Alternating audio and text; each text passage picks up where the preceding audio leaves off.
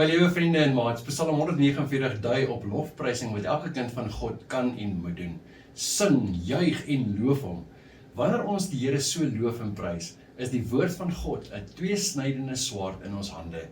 Lofprysing en God se woord in ons lofprysinge gekombineerd is 'n kragtige wapen teen Satan en sy werke. Kom ons sing hierdie liedjie, Jesus groot bo almal, want hy is ons reddende Here, hy is ons lewende woord.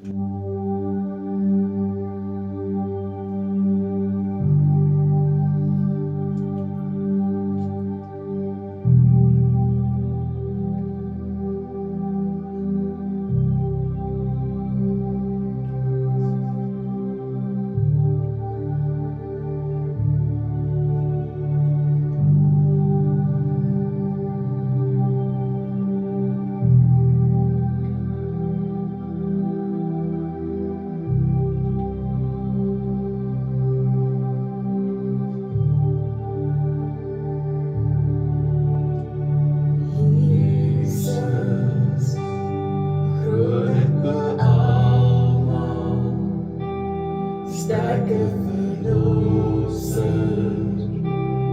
magtige Heer en Heiland, Immanuel, God is met